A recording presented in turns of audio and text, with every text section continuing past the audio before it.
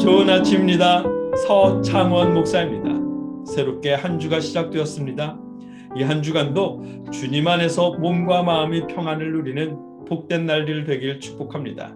오늘 이 아침에 우리가 함께 읽고 나누려는 하나님의 말씀은 마태복음 23장 13절 한 절입니다. 제가 읽어드리겠습니다. 화 있을진저 외식하는 서기관들과 바리새인들이여, 너희는 천국 문을 사람들 앞에서 닫고 너희도 들어가지 않고 들어가려 하는 자도 들어가지 못하게 하는도다. 아멘. 오늘 말씀은 바리새인들과 서기관들에게 화를 선포하시며 그들이 천국 문을 막고 있다고 하십니다. 이 말씀을 통해 우리가 누구의 자녀인지 누구의 제자인지 생각해보게 하십니다. 말씀을 자세히 살펴보겠습니다. 오늘 읽은 13절 말씀부터 33절까지는 바리새인들을 향한 7가지 저주의 말씀입니다. 조금씩 차이가 있긴 하지만 마가복음과 누가복음에도 기록되어 있는 말씀입니다. 마가복음에는 화의 내용은 없고 누가복음에는 저주의 내용이 6가지 정도만 기록되어 있다는 차이가 있습니다. 복음서마다 약간씩의 차이가 있더라도 분명한 것은 예수님이나 초대교회 교인들 사이에 바리새인들의 행태는 분명 비난받아 마땅했다는 사실입니다. 초대교회로부터 비난받고 예수님께 저주받은 이유가 무엇인지 우리가 조심스럽게 읽고 묵상해야 할 말씀들입니다. 예수님은 먼저 이렇게 말씀하셨습니다. 화 있을진저 외식하는 서기관들과 바리새인들이여, 너희는 천국 문을 사람들 앞에 닫고 너희도 들어가지 않고 들어가려 하는 자도 들어가지 못하게 하는도다. 아멘.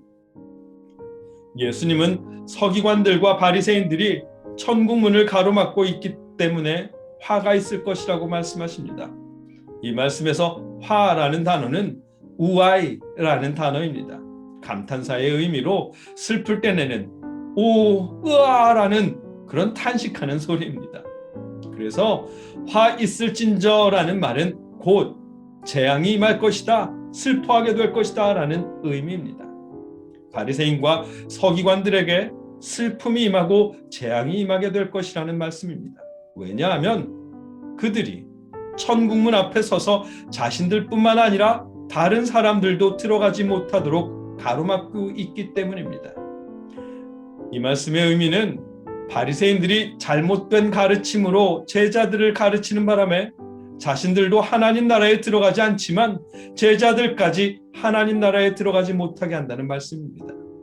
바리새인들이나 서기관들은 자신들이 모세의 율법을 전승하고 있기 때문에 당연히 하나님의 축복을 받았다고 생각합니다. 그런 만큼 자신들을 율법을 하나님의 뜻을 틀림없이 지킨다고 확신합니다.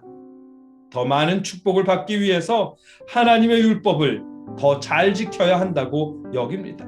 그러나 문제는 그들에게 하나님의 뜻을 따르거나 하나님을 경외함은 없었다는 사실입니다. 겉으로는 누구보다 열심히 율법을 지켰고 경건한 삶을 살아가는 듯 보였지만 그 모습은 외식하는 자, 곧 보여주기 위해 위선을 떠는 모습일 뿐이었습니다. 그들에게는 율법의 의미보다 지키는 방법에 더욱 중요했기 때문입니다. 경문을 미간에 메고 왼쪽 팔에 매는 이유는 그 안에 있는 말씀을 생각하라는 의미이고, 옷수를 잡고 기도하는 것은 하나님의 율법의 의미를 생각해야 하며 사랑해야 한다는 뜻입니다. 탈릿을 쓰고 기도할 때도 하나님께만 집중하고 하나님의 뜻을 생각하며 실천해야 한다는 의미입니다. 그러나 바리새인들에게 그 의미는 중요하지 않았습니다. 그보다 경문띠를 7번 손에 감아야 하고 경문 끈의 넓이는 몇 센티미터로 해야 하고 옷술의 길이는 어느 정도가 가장 좋은 것이며 기도할 때는 어떤 자세로 탈릿을 써야 하고 얼마의 시간 동안 기도해야 하는 등 보이는 모습이 더욱 중요했을 뿐입니다. 일례로 안식일에는 머리를 빗을 수가 없었습니다. 빗질하다가 머리카락이 뽑히면 안식일에 일을 한 셈이 되기 때문입니다. 안식일을 기억하며 거룩히 지키라는 하나님의 말씀은 종들을 비롯한 가축들과 모든 것들에게 쉼을 주시고 하나님의 은혜를 감사하며 누리도록 하신 것이지만 바리새인들에게 중요한 것은 일이란 무엇인가 였습니다. 머리가 뽑히면 그것은 일이고 고로 안식일에 빗질을 하면 안 된다는 율법이 생겨났고 그대로 지켜야만 합니다. 안식일의 의미는 사라졌고 규칙만 남았습니다. 하나님께서 어떤 이유로 율법을 주셨는지 하나님의 뜻에 대한 묵상보다 어떤 방식으로 어디까지 허락된 것인지에 대한 형식과 규칙만 연구한 셈입니다. 순종을 위한 노력으로 시작된 일이겠지만 시간이 지나며 속은 비고 껍질만 화려해지게 되었습니다. 자신들이 정한 규칙대로 지켜야만 하나님께 축복받는다고 가르쳤습니다. 말씀의 의미는 염두에도 없고 하나님을 두려워함도 없이 사람들의 눈을 의식해서 겉으로만 경건한 모양을 취한 것입니다. 사람들에게 경건한 랍비로 인정받게 되고 점점 유명하고 훌륭한 랍비, 아비라 부를 수 있는 랍비가 되어갑니다. 높은 랍비가 되었으니 곧 율법을 잘 지켜서 축복받은 경건한 랍비로 인정받게 됩니다. 제자들에게 롤모델이 될 테고 많은 제자들이 따라할 것입니다. 예수님은 그 모습을 향해 화 있을진저라고 말씀하신 것입니다. 율법을 맡은 자로서 하나님의 자녀로 살도록 말씀의 의미를 바르게 가르쳐야 하건만 오히려 축복받는 비결, 성공하는 방법, 경건한 모양을 취하는 법만 제자들에게 가르치며 바리새파의 자녀로 살도록 만들었습니다. 자신들도 하나님의 뜻을 행하지 않았고 제자들도 하나님의 뜻을 행하지 못하도록 만들었습니다. 하나님의 뜻대로 살며 하나님의 자녀로 살도록 가르치지 않았고 바리새파의 모양을 따라 살며 바리새파의 자녀로 살도록 가르쳤습니다. 결국 자신들도 천국에 들어가지 않으면서 제자들까지 천국에 들어가지 못하게 만든 것입니다. 그 모습을 향해 예수님은 화 있을진저라고 선포하신 것입니다. 오늘 본문 말씀의 의미입니다.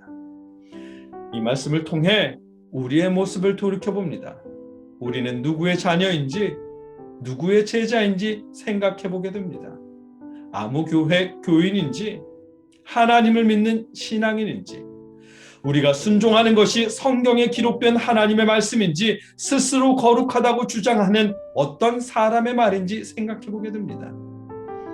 예수님께서 앞서 말씀하셨듯 랍비는 지도자는 예수님 한 분뿐이고 아버지라 부를 분은 하나님 한 분뿐입니다. 우리는 하나님의 자녀이고 예수님의 제자여야 합니다.